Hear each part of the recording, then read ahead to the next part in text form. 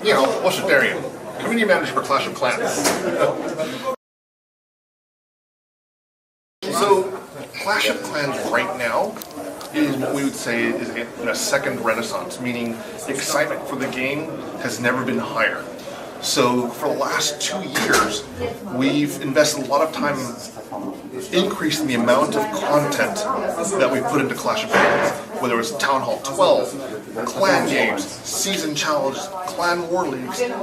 It was all trying to build up to where we are today in Hamburg at the World Finals. So it's all been planned to create this competitive system, and the amount of excitement behind the game right now has never been higher. Leading to the finals, over 40 million players were competing in the clan war leagues, and out of those 40 million, only 40 players remain. And as of tomorrow, 4 of those teams were eliminated, so it's, 40 people or 20 people left? No, 60 people left. My math is off. So out of 40 million, it's going to come down on Sunday to 5 people who are going to be crowned the best in the world. So we haven't announced or revealed what the end of the year update is going to be, but it is something really exciting. So we're going to be announcing it very soon. What that announcement is, it'll be a surprise for everybody, but it's going to be the biggest update of this year. So we have a lot of exciting, cool content planned, but that's not the end. Like, we have a lot of content planned for the next couple years. So even if we do, let's say we do a new town hall level, we have a lot more content planned beyond that.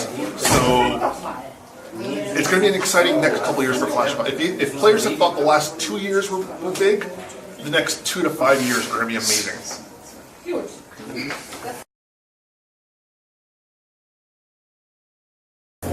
I don't want to ruin any surprises.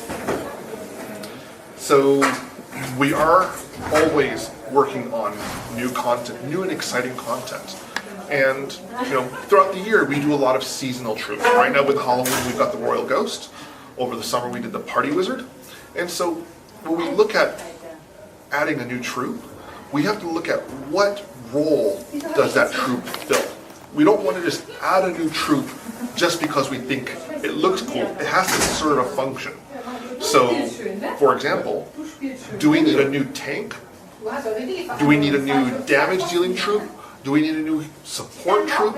We have to look at the game very carefully, because if we just add a troop that doesn't serve a function, the players aren't going to want to use it, or it could really throw the game balance out. So we are looking at, what is something cool that we can add that would add really nice and new and unique function to the game.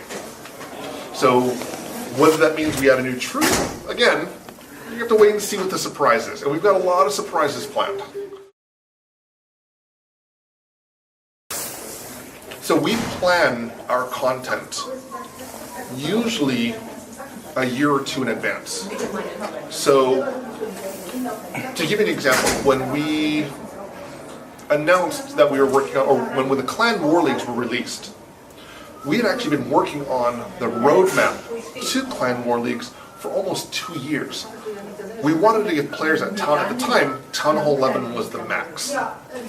So we wanted to give Town Hall 11 players something new to do. That meant releasing Town Hall 12. But before we could do Town Hall 12, we had to look at how many players were getting to Town Hall 11. So that means we had to increase the speed at which they upgraded. So that's why we introduced clan games with magic items to help speed them up. When we saw that a certain percentage of players upgraded were upgrading to Town Hall 11, we knew we were ready to do Town Hall 12. And so after Town Hall 12, we saw that so many players got to Town Hall 12 and were getting there pretty quickly. That's when we felt we were ready to announce the Clan War Leagues. Now, max level players had a competitive PvP system that they can once in a while prove who the best in the world is. So that was a 2-year roadmap to get there. So from here, where we go after, now we have the World Finals, where do we go from here? The Clash team does have a roadmap of where we want to go 2 years into the future. So we do have content being planned. How much of that will make it into the game? we don't know yet. So we're still, up until now, we've been focused on our October update, getting a lot of the quality of life changes into the game. Now, we're just starting to focus on what's coming next, what's coming at the end of the year. All our focus is on this next update. What's after that? Well, entirely depends on the community. We want to see how the community reacts to the content that we're making, and that will help us plan what we do next and after that. But we do have an idea what we want to do, and there's some really cool stuff that we have planned. Again, I don't want to ruin any surprises yet, so we want to share it when it's ready. We don't want to share it before it's ready, and the reason behind that is many things get cut from the design process. For example, let's say I hypothetically said we're working on a brand new town hall with this new troop before it's ready. We may end up cutting that troop from the game because it just didn't work correctly. And a lot of the players would be really disappointed because we announced a new troop and we had to remove it. So we want to make sure we share information when it's ready, when we feel comfortable enough to share that information with them. So again, we do have new content planned for the end of the year, and we have a lot of content planned for next year and a lot of big surprises that we're looking at for next year.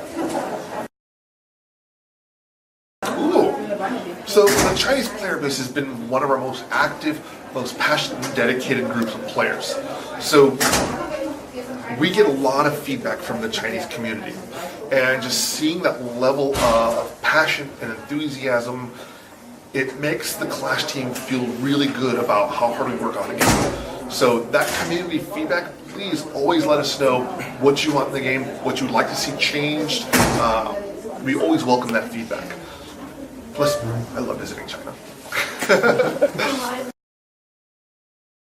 Always been community driven, meaning we wanted to make sure that what we were doing was for the community more than anything else.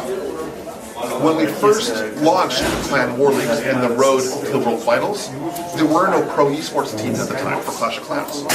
So it wasn't until after the qualifiers when Tribe Game became a pro team, Team Tesso, and so all the other teams that came. So before that, it was all community clans that were competing in the tournaments. So we want to make sure that that community-centered focus remains true to any esports ventures that we do in the future. So now that this was our first year experimenting with esports for Clash of Clans, and we felt it's been a major success. From a feeling point of view, the players have been having a lot of fun. The amount of enthusiasm just here in Hamburg has been incredible. The feedback that we've been getting from the community has been amazing. Where we go from here next year and in the future, we're still looking at that, but we felt this year was a success, so we're probably going to continue with the same in the future. With some, we look at anything that can be improved, we're going to try to make those improvements going forward. So to our Chinese players, again, thank you for the many years of loyal support, passion, and enthusiasm. Without you, Clash of Clans would not be where it is today. In Hamburg, we've got 2 clans representing China. That's more than any other country at the World Finals. So we couldn't have been able to throw this event without your support, without your dedication, without your passion. Again, from the Clash of Clans team, thank you guys so much.